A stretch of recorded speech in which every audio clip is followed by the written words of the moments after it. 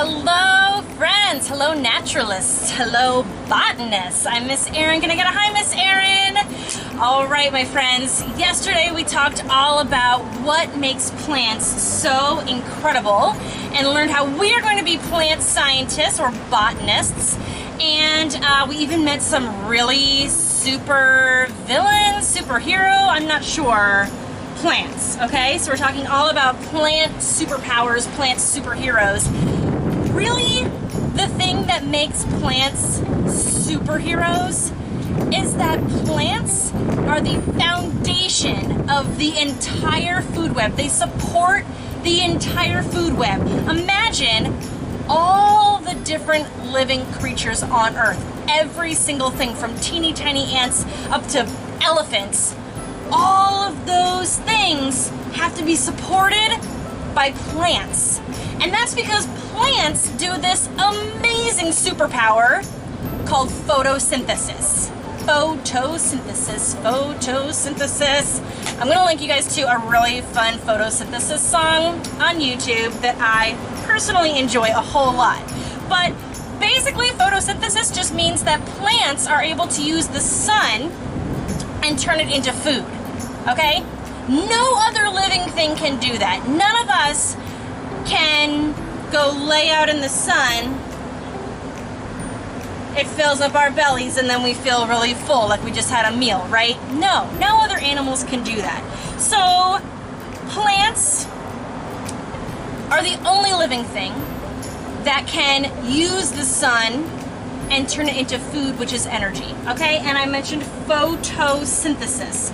So this is this crazy process that maybe you've heard of, where plants basically use the sun's energy, plus what else? What else do plants need to live besides sun? Something that it's actually kind of doing right now, but I'm under a cover, so I'm not getting wet. Yeah, they need water, they need rain. So together, sun, water, and carbon dioxide combine inside the plant in this magical transformation, and the plant turns that sun, water, and carbon dioxide into sugar, which equals energy, okay? And one other important thing that we all need. What's that other important thing that plants make for us? Yeah, they make oxygen, okay? So you can kind of see it in this diagram.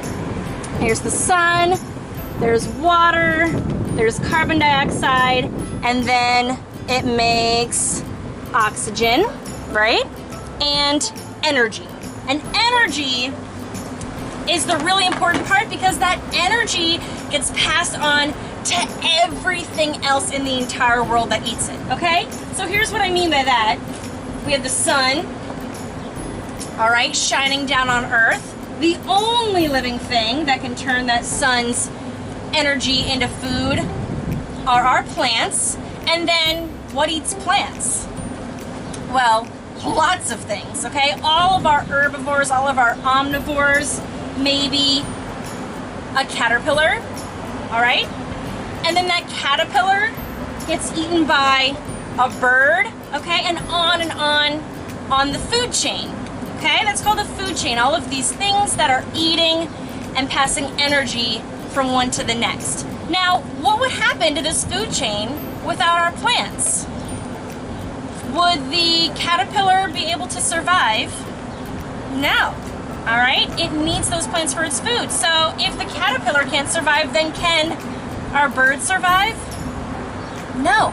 All of these things are connected in this crazy food chain, this crazy food web, and it all starts with plants. That is, my friends, the real plant superpower.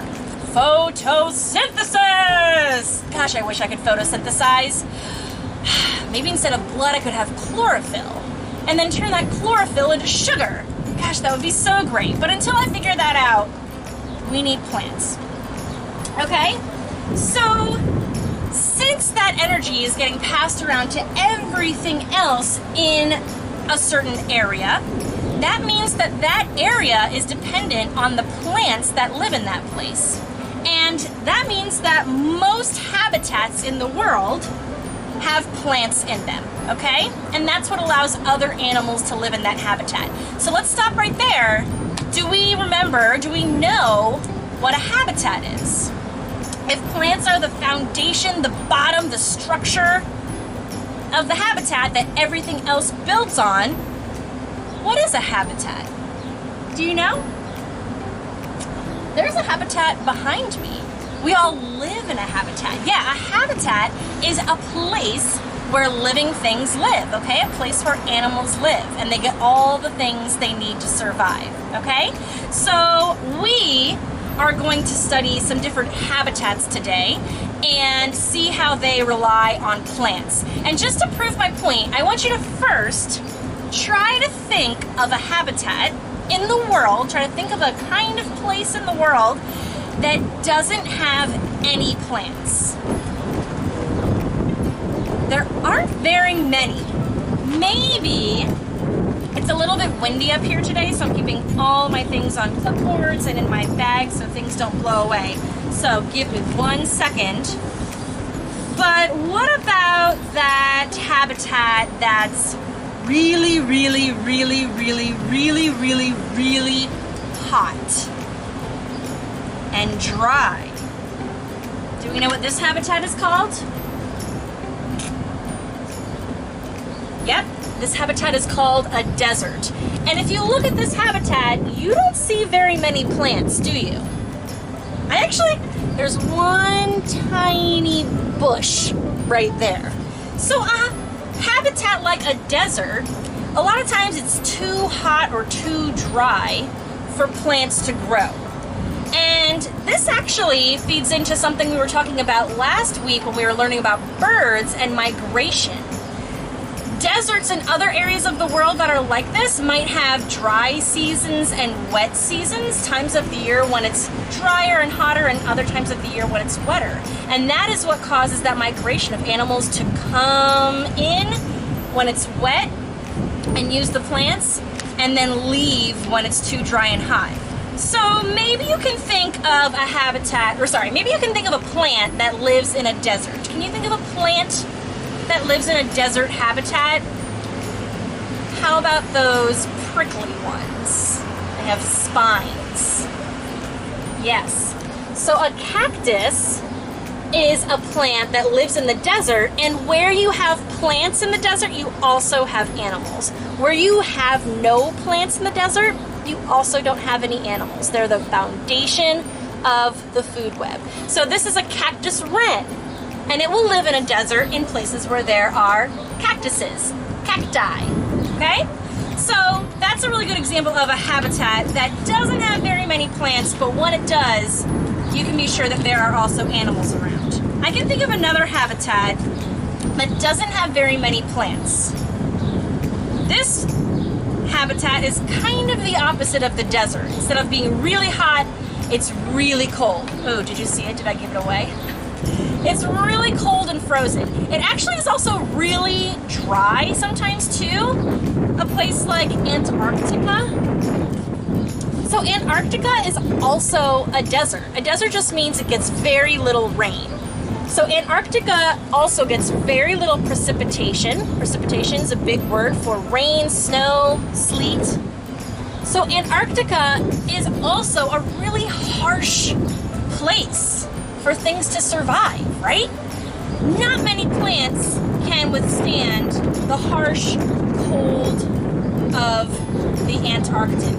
But luckily, there are a couple plants that grow there. So there are some microscopic plants that live in the water. You might know what this is. What is that kind of green stuff that lives in the water? Yeah, it's called algae. Algae is a plant, believe it or not. And where there are places in the Antarctic where there's algae, there are actually two other kinds of plants that grow in the Antarctic, like these grasses that are here. So when there are places in these harsh habitats where plants can grow, like algae and grasses, that's when you find animals as well. So here are our penguins.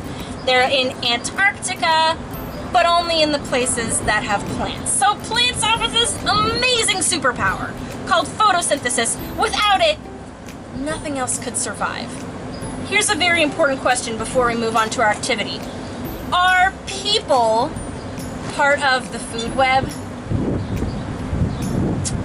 Yep, I hope you said yes, because people have to eat food, and that means we are part of the food web. Sometimes we eat plants. If you eat a fruit or a vegetable or a salad, those are all plants, okay?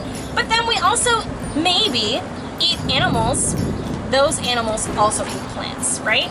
Okay, so plants, obviously, super important. We are actually going to craft our own habitat today for sun camp. And to do that, you will need a box. Now, I didn't give you a box in your camp kit because it wouldn't fit. But hopefully you can find a small box, like a shoe box or another small box. You can use a big box if you want, but then you're probably going to need more materials, okay? Because I only fit so much paper and other craft supplies in your kit. So if you want to use a bigger box, that's okay, but you just might need some more materials. So here's your materials that you'll need. It's a little windy outside today. If you're doing this activity outside, it's a good idea before you start to go and get some heavy things. I brought some rocks so that I can weigh down my box, and that way it won't blow away, okay? That's pretty handy. Put my rock inside my box. Now I can sit it down and it won't blow away. I also am going to need from my kit, so you should be on kit number 6, bag number 6. You should find some tissue paper in there. Tissue paper is kind of like that light, thin paper. And lots of construction paper, lots of different colors. We're gonna get real crafty today. You're also probably going to need your scissors. I'm trying to hold up all these things without letting go of anything, so I don't want anything to blow away. I'm actually going to put these in here so that I know they're safe and won't turn into litter. All right, so you are going to need your scissors, your glue stick, and your crayons, or any other art supplies that you want in order to do this craft. We're gonna make a habitat in a box. The last thing that's in your bag are some cotton balls, and we'll see what those are for in just a minute. I'm gonna put them back in here so they don't blow away. I know it sounds like a broken record, but it is windy and a little bit rainy out here today. Okay, so the first thing I will need to decide for my habitat is what kind of habitat I want to make, okay? So you could make a desert or a habitat with a lot of dirt. For that, you'll probably want to use this color tissue paper, the kind of brownish color, okay? Or maybe I want to make a forest, and for that is my rock. You'll need your green tissue paper, okay? This would be like maybe a grassy hill or trees. You could even make a water habitat. Don't forget about those underwater habitats, ponds and lakes and oceans. That would be a good thing to use your blue tissue paper, okay? You can also use the blue to make the sky inside your habitat. So that's the first thing you'll want to decide, is what kind of habitat do you want to make, okay? I think I'm going to make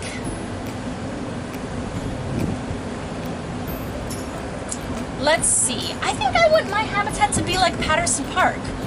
Yeah, I think I'm gonna have some green hills and trees and maybe a pond.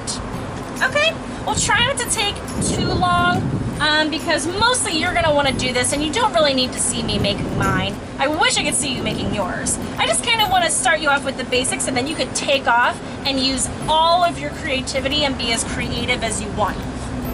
Okay. So, first thing, you'll decide what kind of habitat you're going to make. I'm going to get out another rock so I can hold down these things. Rocks are such a useful thing to have. You might decide you would rather do this craft inside where you don't have to worry about things blowing around. I like being outside because it's actually nice and cool out today and I get to be out in the breeze and have the trees behind me, but you can obviously do yours inside and whatever you like. Okay, so I'm gonna get started. I'm going to use some, let's see, green construction paper. I have my scissors, and I'm just gonna get started. Hopefully you have your materials and you can kind of get started too. There's really no right or wrong way to do this, and it's gonna change and be different. Mine might be different from yours depending on the size of our box and what kind of habitat we want to do. So don't try to make yours just like mine. I don't know what I'm doing. I'm just kind of making this up.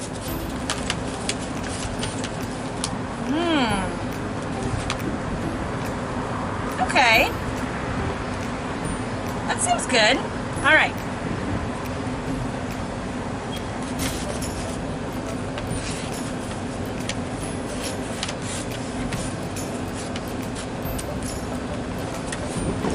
Using my rock to hold down my loose paper.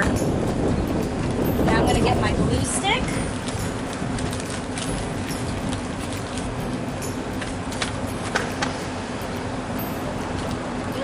I'm going to try to make it so you can see what I'm doing, but you're working on your own anyway. You don't need to see everything.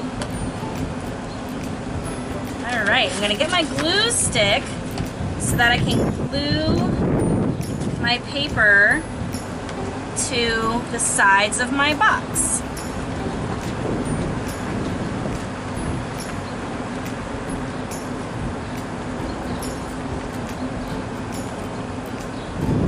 Back on. Don't lose that cap. We don't want our glue to dry out. Then we'll really be stuck. I'm going to put some glue on the bottom too, just so it holds on.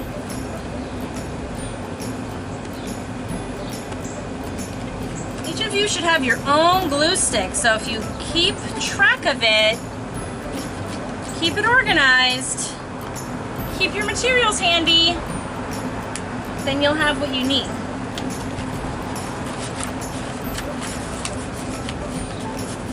It's okay if the paper gets kind of smushed and crinkled because that's sort of how the land is, right?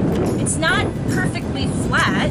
When you look out on the ground in the park, it's hilly. There are low spots and high spots and steep spots, and it's kind of bumpy, okay?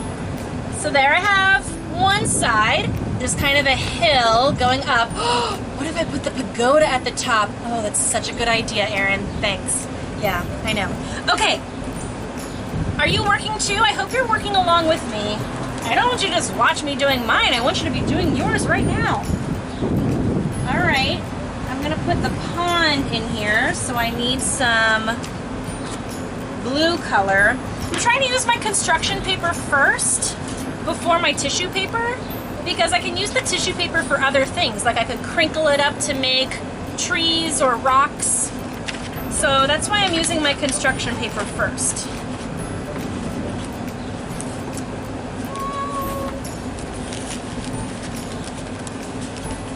Looking for my crayons. Here we go. I'm going to draw on here where I need to cut.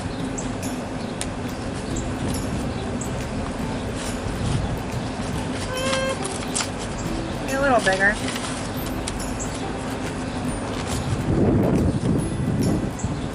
This is so fun. I hope you're having fun too.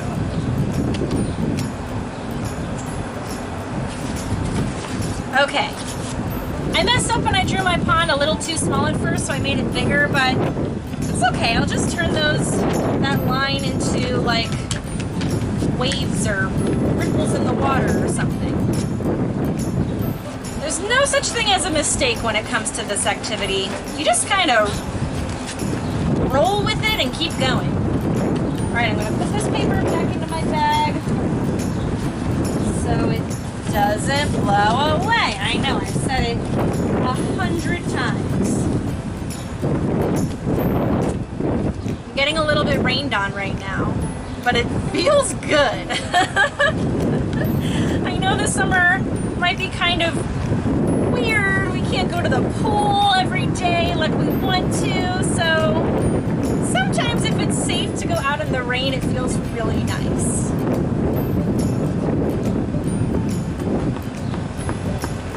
As long as you're not made of sugar, you won't dissolve and melt away. None of you are made of sugar, right? I hope you're made of the same thing as I am, which is bones and tissues, and muscles, and organs.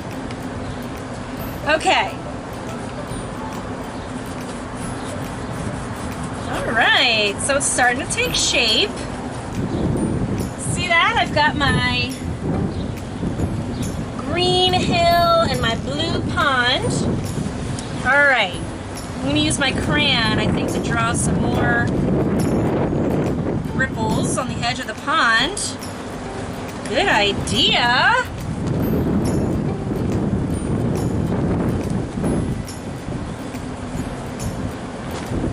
All right, putting my box down, so putting my putting my rock in it so it doesn't blow away. Okay. There are, let's add the sky. I was going to move on to trees and things, but let's do the sky. So,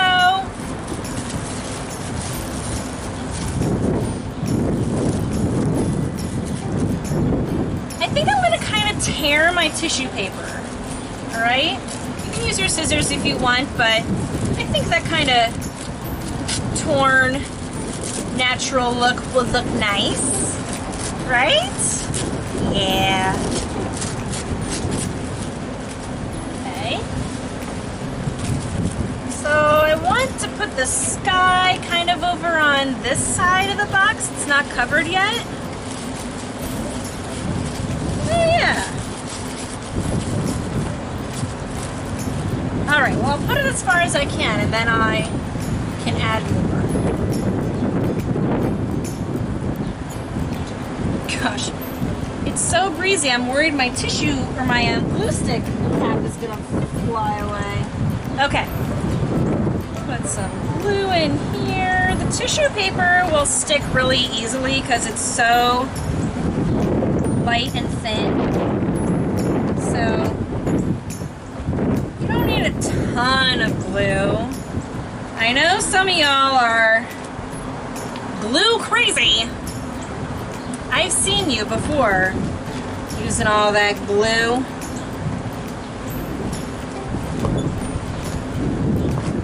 A little goes a long way. Twist it down, put my cap on.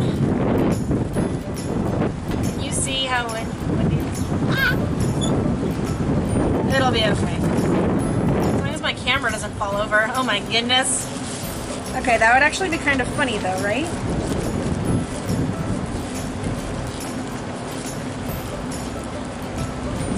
Alright, so I've got my sky tissue paper tucked into place. And I had a section left over so I can fill in this corner, so I'll do that now.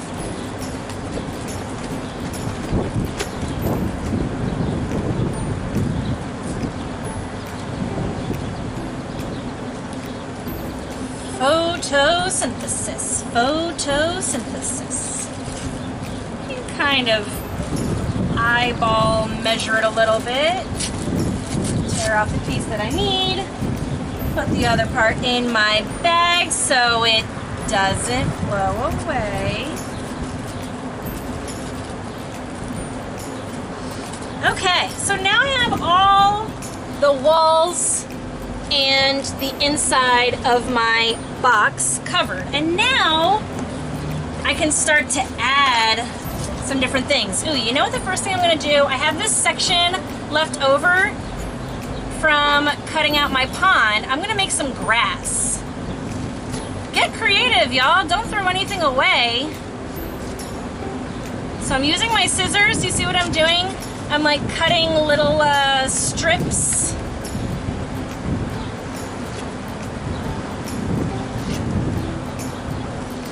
I'm not cutting them off, kind of making like a fringy grass. Okay, there's a section.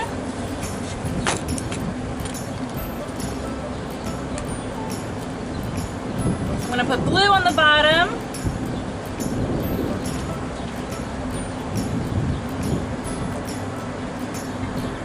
I'm working kind of fast because I'm a little worried that it's gonna get more rainy out here and then I'll have to go inside. So here's my grass. I'll stick it over here on this corner. That looks good. Need a little more glue.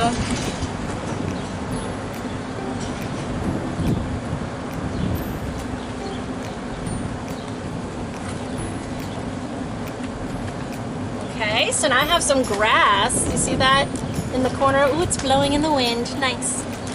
All right. I want to show you one other thing.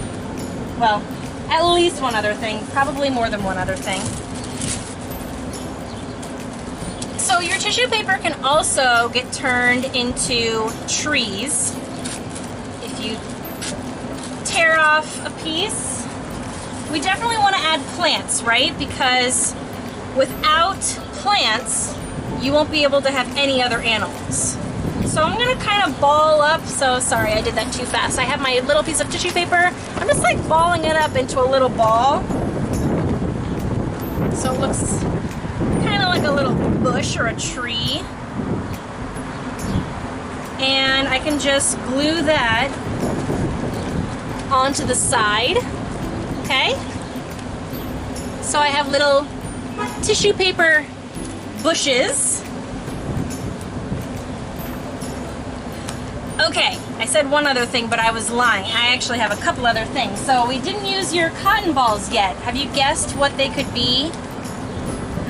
I know you only have a few cotton balls in your bag, but did you know that cotton balls are actually rolled up? Oh, now my hands are sticky from the glue, but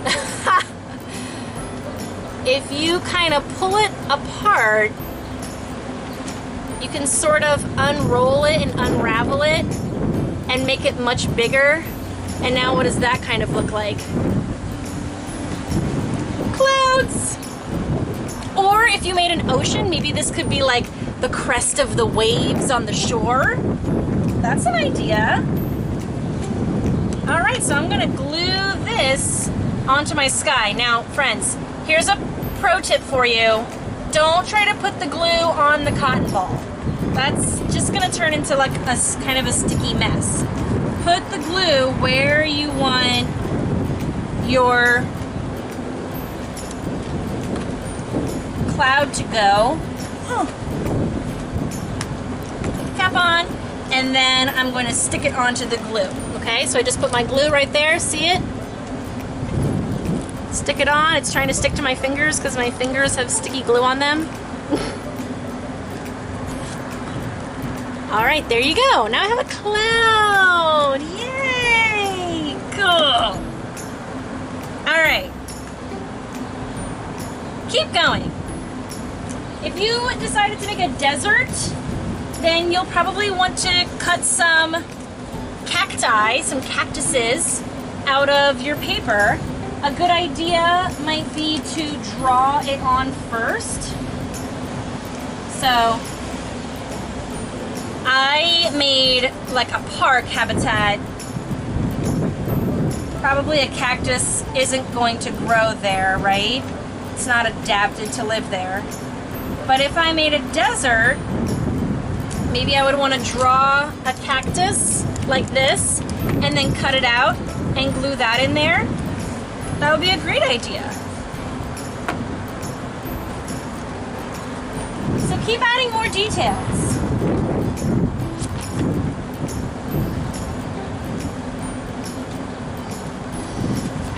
If you made, I'm trying to think of other ideas just to give you some other ideas to work with.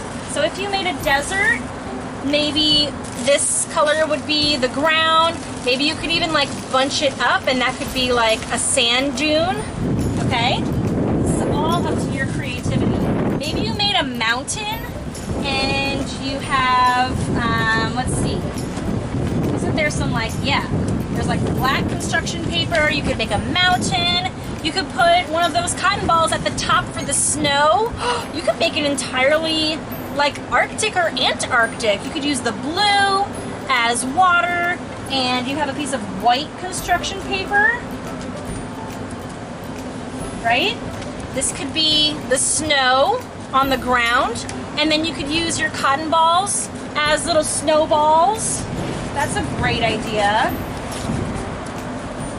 There are so many different things. So these are just a couple of examples. And you saw how you could kind of make some grass, how you can make some shrubs. I could cut out some trees and glue them in here. Definitely have to have lots of plants because we know that they are the foundation of the ecosystem. They are the only thing that can photosynthesize and get energy to all of the rest of the food web. So keep working, keep coming up with ideas.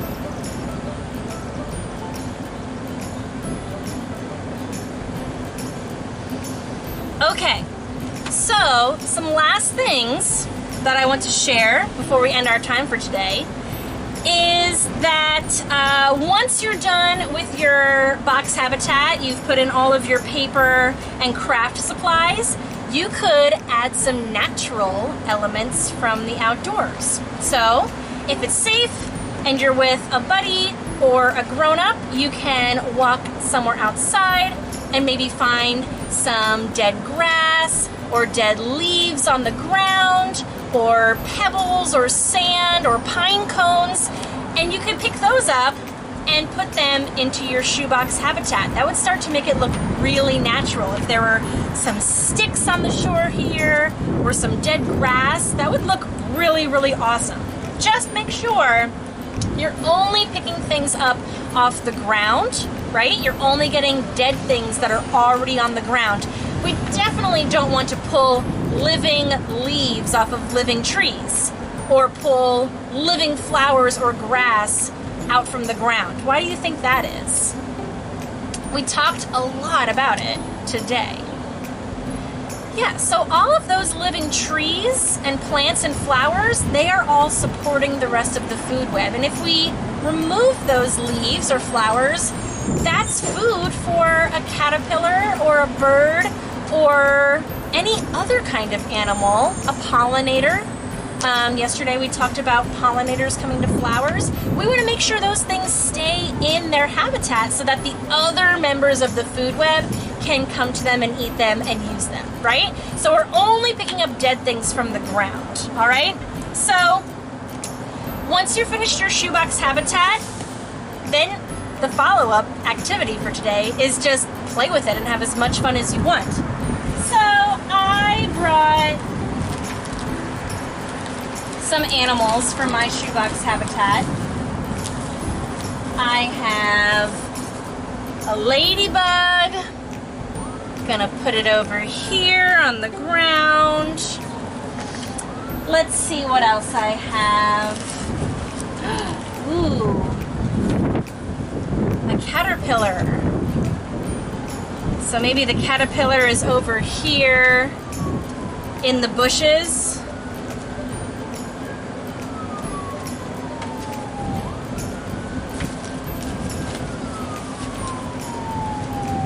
Put any of your toys, any of your animals in here and look. Okay, caterpillar. Oh. I'm just eating on this leaves. Doing my caterpillar thing. Just being a caterpillar. Oh no, here comes the hungry bird. Oh no, it's eating the caterpillar. Fly away, fly away, fly away. See, it's a whole food web. All right, friends, I hope you have fun. I hope you fill your habitats with all different kinds of plants and then all the rest of the parts of the food web. Maybe you want to even put some people inside your food web. We are part of this amazing ecosystem. Now, when we see each other next, we're going to talk about some real Maryland superhero plants, okay? These Maryland native plants are the ones that provide the critical link between the sun and the rest of the food web that lives here in Maryland, okay? We're going to talk about all of Maryland's native plants and their amazing superpowers. I can't wait. Done for today. I'm going to get out of this rain now. I hope you all are safe and dry and warm. Not too warm, right? I hope you're having fun. I'll see you soon, friends. Bye!